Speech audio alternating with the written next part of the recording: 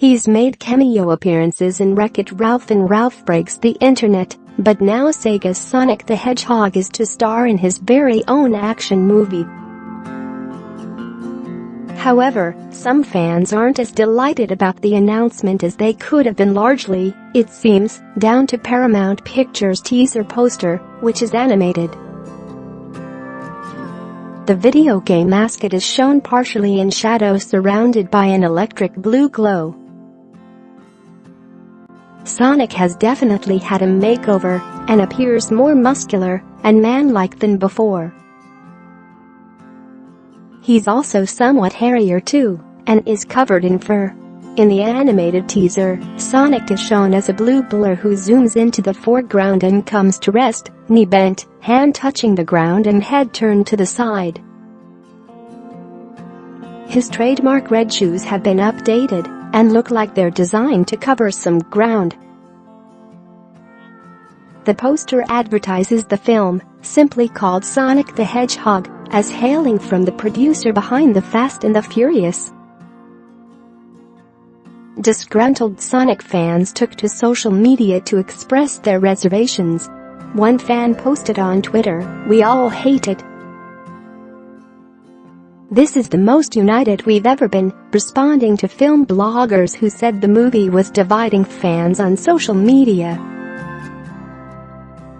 Another fan said he was calling the police to report the poster for doing crimes against humanity.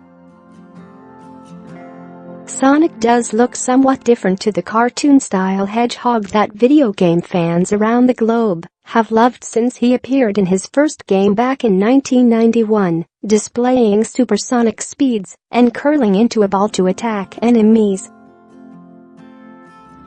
The Speed Merchant, who in most games races through levels and collects power-up rings and has to survive enemy attacks, is said to have been created to provide Sega with a mascot to rival Nintendo's flagship character Mario.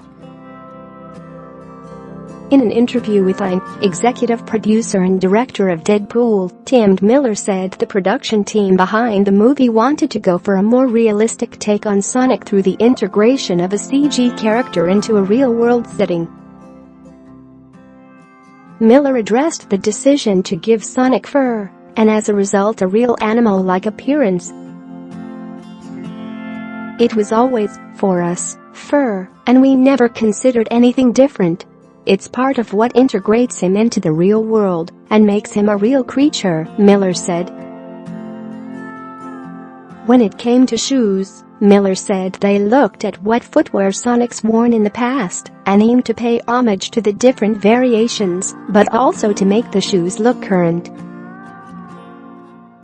The most challenging and perhaps controversial part of Sonic's updated design isn't shown in the movie poster.